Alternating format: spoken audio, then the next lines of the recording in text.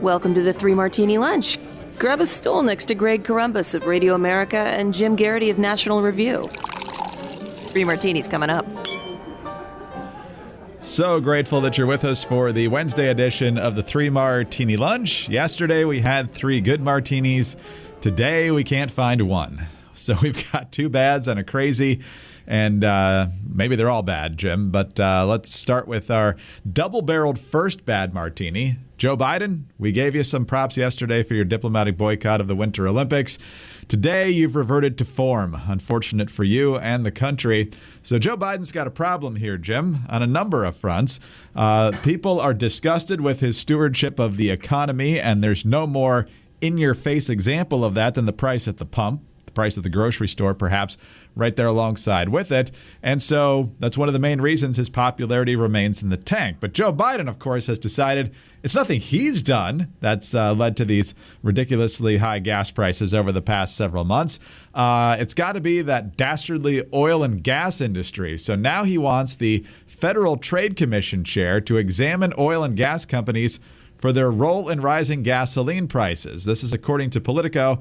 Biden citing potentially illegal conduct. Quote, usually prices at the pump correspond to movements in the price of unfinished gasoline. But in the last month, the price of unfinished gasoline is down more than 5%, while gas prices at the pump are up 3%. He says he doesn't accept that hardworking Americans are paying more for gas because of anti-competitive or otherwise potentially illegal conduct. He also blamed the top 2 oil and gas companies without naming them, but those, of course, are ExxonMobil and Chevron. The oil and gas industry, I think it was the American Petroleum Institute, saying, look, our prices, our system, everything that goes into the price you pay at the pump is closely regulated and very closely monitored on a day-to-day basis, if not even more scrutinized than that. So, Jim, this looks like a president flailing for excuses on this front, and he's got another problem as well.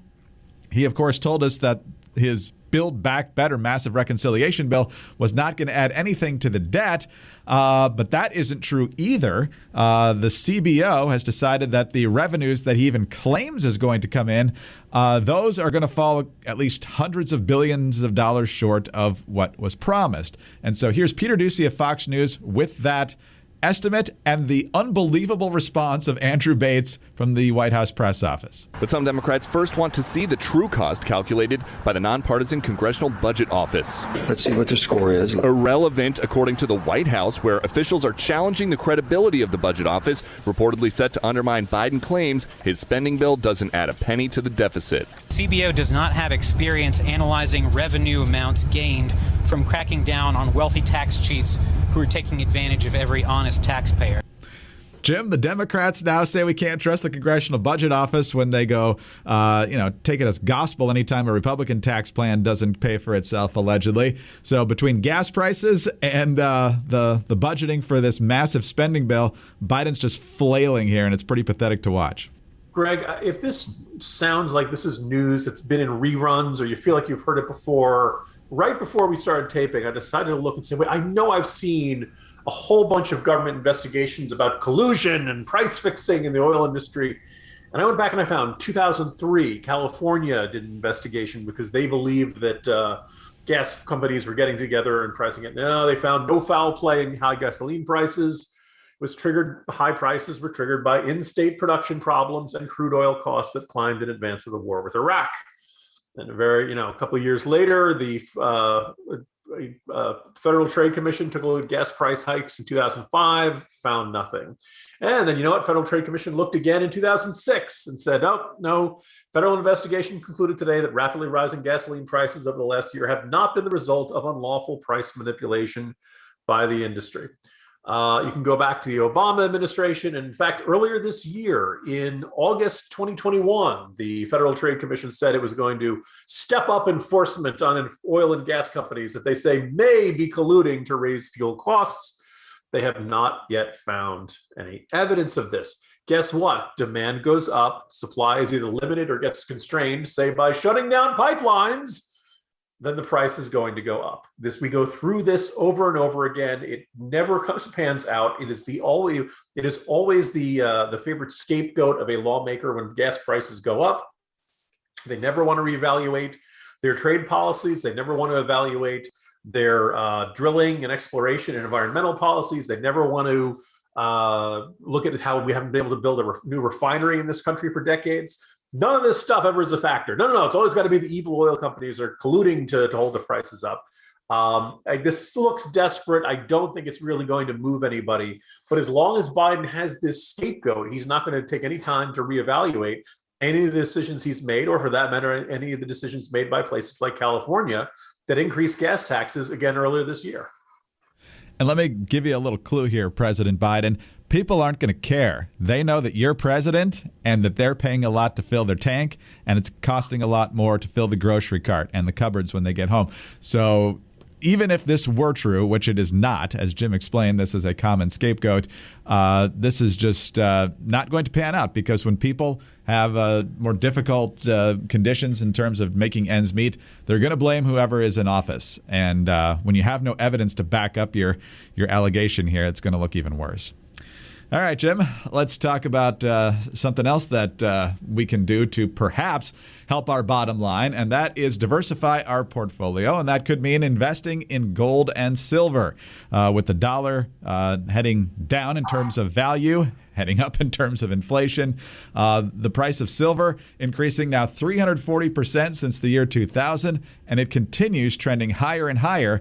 And if that's something you want to do to stabilize your financial situation, Universal Coin and Bullion is the way to go.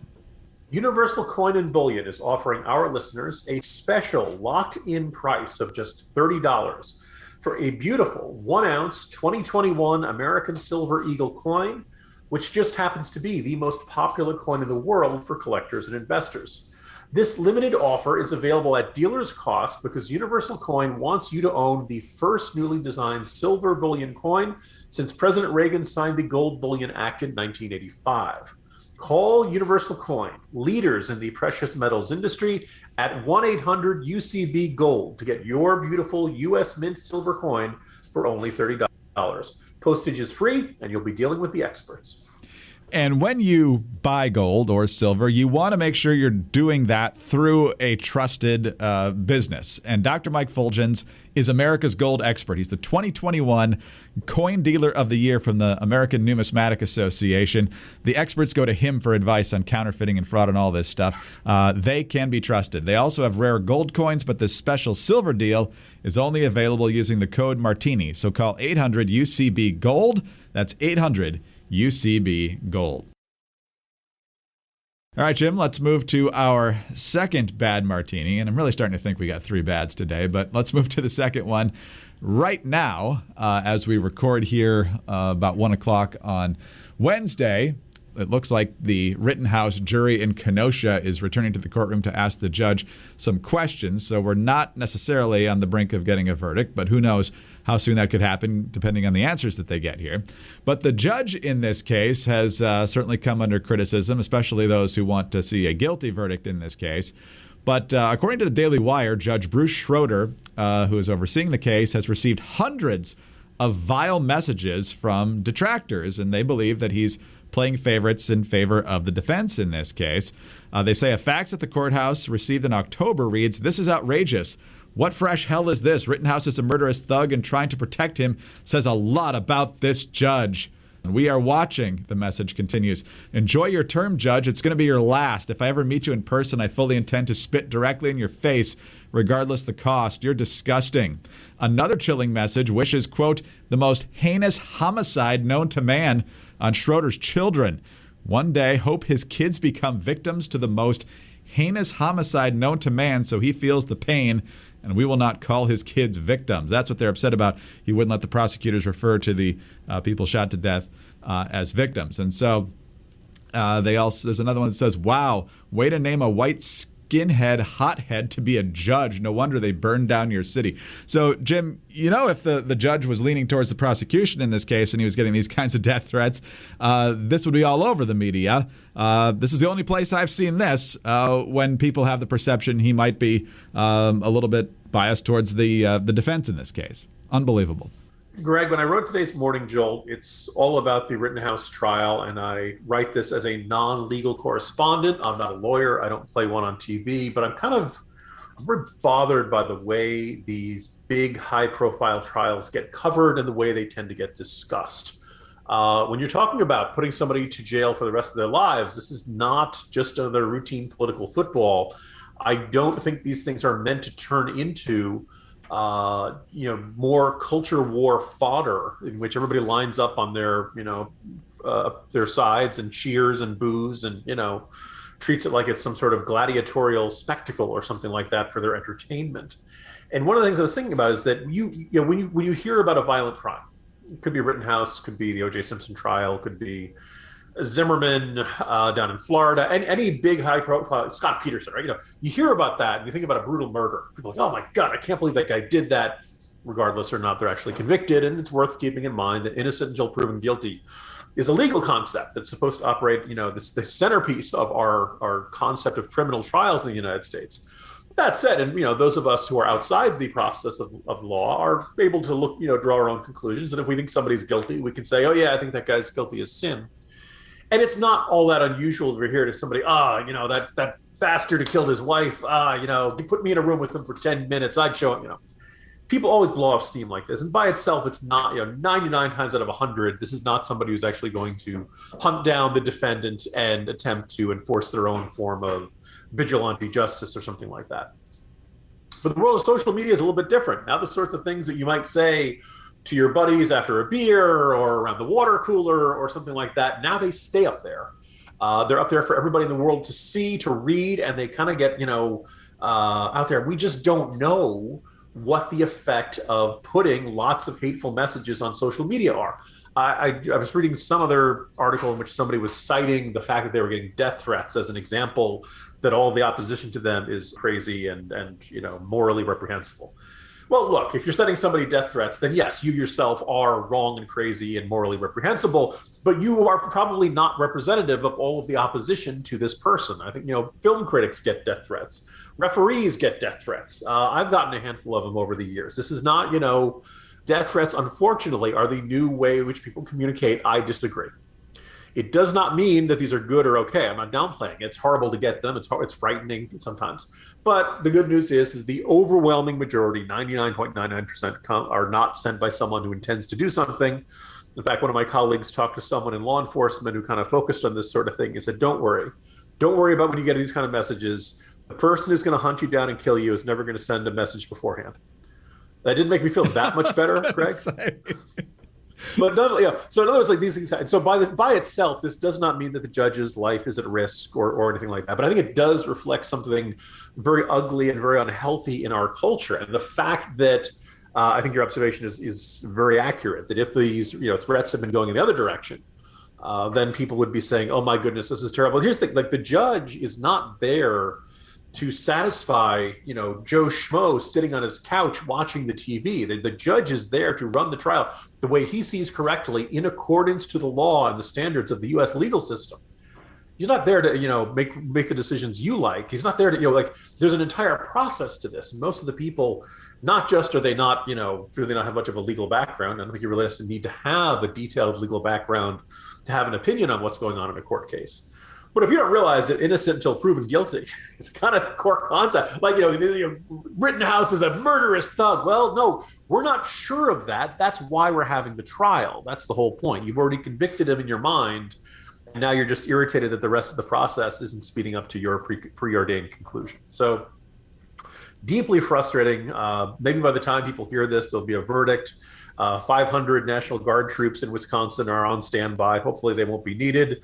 Greg, I don't know about you. I kind of get the feeling that if Wisconsin Governor Tony Evers had deployed the National Guard earlier on in Kenosha, maybe none of this would have happened in the first place. Well, that's certainly what a lot of people are saying. Yeah, he's deploying them now, but he had the chance, and many people told him to deploy them after the first night of violence. He didn't, and things got exponentially worse after that.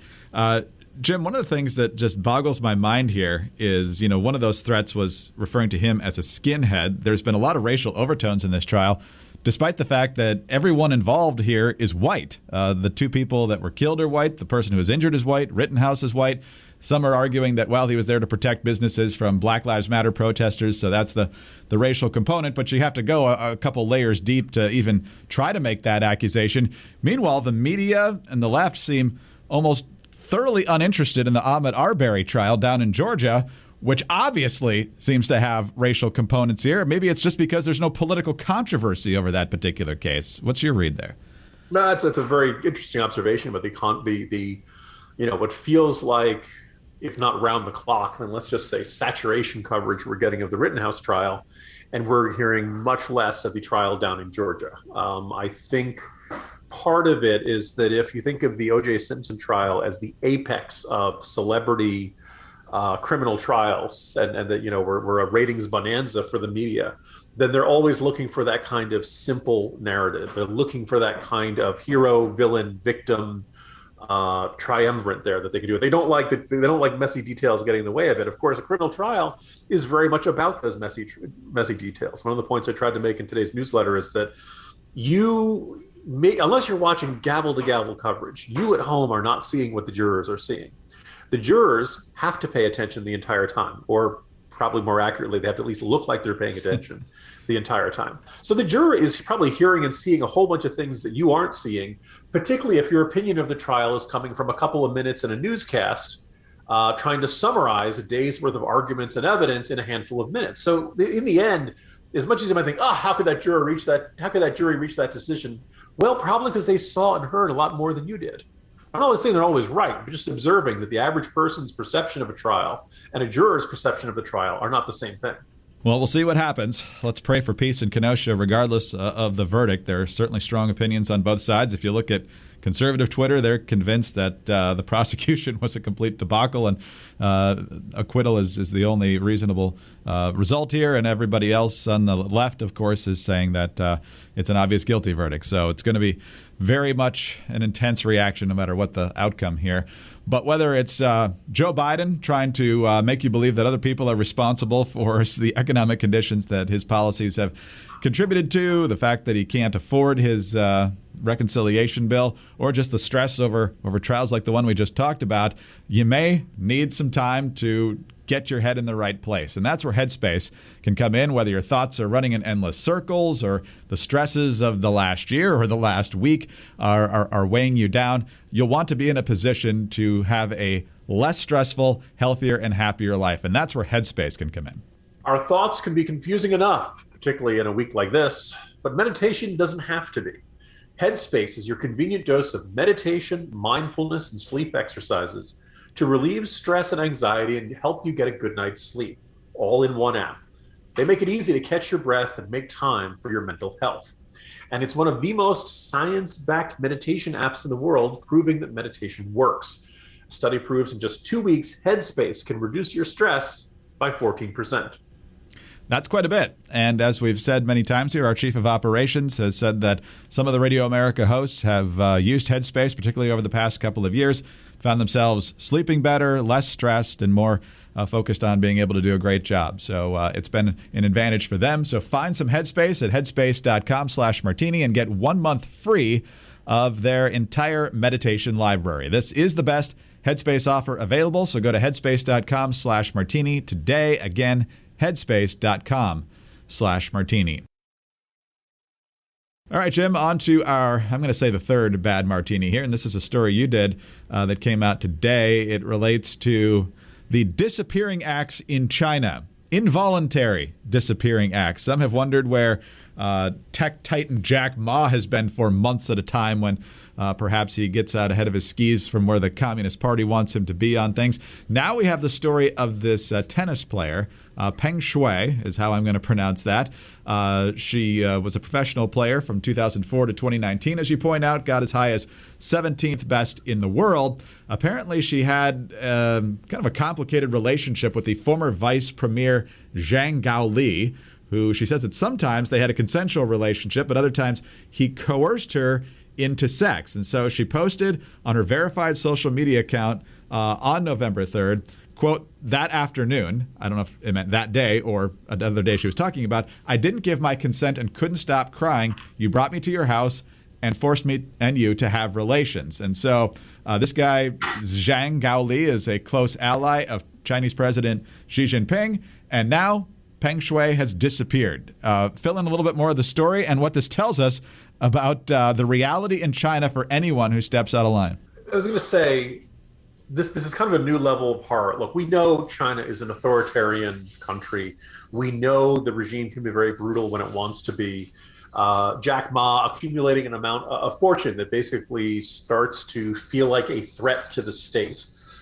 We know that if you're an outspoken critic of the regime, you are likely to, at minimum, face some sort of trumped-up criminal charge. But it also could be operate a bit more like North Korea, where you just simply disappear one day. People don't like thinking about this sort of thing because it's a grim, it's horrible, you feel powerless. But something people really don't like to think about is that, look, all of these authoritarian regimes are run by men, and men get interested in women, and we just hate to think about what happens to the women who get targeted by the powerful men who run these regimes and who are effectively above the law. Well, this case of Peng Shui may be one of these nightmare scenarios. And I think one of the things that's really galling and kind of demonstrates the shamelessness of the Chinese regime is that, look, this is, I don't want to say Venus and Serena Williams, but Peng Shui was about as accomplished a tennis player as you've seen come out of China in a long, long time. And she was, in world professional tennis, ranked in the top 20 from like 2004 to 2019, right? So this is a famous person. This is not just some random obscure person who the regime can make disappear and only the immediate family is going to notice this. You may also remember that I think it was an actress who was in one of the X-Men films. I guess it was one of the biggest stars in China who had started branching out into Hollywood. And then I guess it was an issue of tax evasion or something like that. She just disappeared. They could not find her for long stretches at a time. Eventually, I think she reemerged. But this is not, there's no criminal charges. There's no fair trial. There's no access to the media. There's no access to loved ones. You just disappear. We don't know what happened to Peng Shui. The credit to where it's due to the Women's Tennis Association, Steve Simon, the CEO and chairman, has been trying to reach out to her since the accusation came out. The accusation, by the way, was only up online for like a half hour, and then it went down. People took screenshots. That's how we know what happened. But they said they've reached out to her phone, digital, tweeting, WeChat, WhatsApp, text, you name it. They have not been able to reach her. Now, the Chinese Tennis Association, who of course reports to the government, says that Peng is safe and not under any physical threat. And, Steve Simon is no fool. He wants to hear this from Peng herself. We should not be giving the Chinese government the benefit of the doubt here. And I think this is one more illustration of the fact that for the better part of a generation, the government of the United States, quite a few of our European allies and other countries around the world have tried to act like the Chinese government isn't that bad, or they do some things we wouldn't like, but we really want to trade with them. We really have a whole bunch of money we can make in access to their market. They have 1 billion people. We're going to avert our eyes and pretend that they're a normal partner. They're not. They're a lot more like North Korea than we like to admit. Not in terms of North Korea being this, crazy basket case, but in this sense of not having any checks and balances in which the people at the top can pretty much do whatever they want. In case you're wondering, yes, Zhang Guoli is a longtime friend and ally of Chinese President Xi Jinping. So there is, look, could it be that she simply decided she didn't want to deal with the public anymore? She's not answering her phone and responding to texts or anything like that. I suppose it's possible, but I don't think so. I think what is very likely is the Chinese government has chosen to silence her, and I hope she's still around. I'm hoping she's okay, but I would not bet that way. And right now, the Chinese government, of course, is not answering any questions about her disappearance, which obviously makes you suspect the worst. And this is one more example of them being a lawless regime in which the people at the top can do anything they want to anybody without consequence. We should not be treating them as if they are partners in peace or partners in prosperity or anything like that. I feel almost, somebody said to me, hey, have you been following this story? And I'd heard a little bit about it, started digging in. You've seen Naomi Osaka and a couple other major world tennis stars starting to call attention to this horrific situation. And I feel like I'm a little embarrassed I didn't write about this sooner, that this really is just kind of a shocking level of shamelessness from the Chinese regime. So hopefully there's a happy ending to the story. I certainly am not counting on it. And I hope people continue to pay attention, because this is the sort of thing that should not be swept under the rug or quickly forgotten. Well, we always like to make the distinction between the Chinese people and the Communist Chinese Party. But when it comes to the Communist Chinese Party, I think Bob Gates was right once again about Joe Biden being completely wrong, because when it comes to the CCP, they're bad folks. Greg, as we are having this conversation, I'm just seeing that from CGTN, which is a Chinese state-run media company. They say that Peng Shui has sent an email to Steve Simon, the Women's Tennis Association chairman and CEO. I'm going to read the statement allegedly from Peng Shui, which I'm going to try to. I'll let you just draw your own conclusions, listeners, but I think skepticism may be in order. Again, I'm reading this verbatim. Hello, everyone. This is Peng Shui. Regarding the recent news released on the official website of the WTA, the content has not been confirmed or verified by myself, and it was released without my consent. The news in that release, including the allegation of sexual assault, is not true. I'm not missing, nor am I unsafe. I've just been resting at home and everything is fine. Thank you again for caring about me. If the WTA publishes any more news about me, please verify it with me and release it with my consent. As a professional tennis player, I thank you all for your companionship and consideration. I hope to promote Chinese tennis with you all if I have the chance in the future. I hope Chinese tennis will become better and better. Once again, thank you for your consideration. End quote. I'm not buying that. Not only am I not buying that, Greg, I think she's dead. I can't prove it, but that just, let's see a camera, let's see a picture, let's see her holding up today's newspaper, let's see proof of life, because this looks exactly like what a regime would do if they wanted to cover up the fact that they had just extrajudicially murdered someone. This is really horrible. And you get to hear our reaction to it live on air. The hell of a world, Greg, hell of a world. Wow. The third bad martini just got a whole lot worse based on that. If that were the actual person, that's not how any of that would likely be phrased. Wow. Jim, on that sobering note, hopefully she is still alive, and we'll find that out soon, but less optimistic than when we just started that discussion, unfortunately. But I do look forward to being with you tomorrow. Hopefully we'll have a positive update on that, and hopefully we'll have at least one good martini tomorrow. So I'll see you tomorrow. See you tomorrow, Greg. Jim Garrity, National Review. I'm Greg Corombos, Radio America. Thanks so much for being with us today. Please do subscribe to the 3 Martini Lunch podcast. Follow us on Twitter. He's at Jim Garrity. I'm at Dateline_DC. Get us on the home devices as well. Just say play 3 Martini Lunch podcast. Have a good Wednesday, and please join us on Thursday for the next 3 Martini Lunch.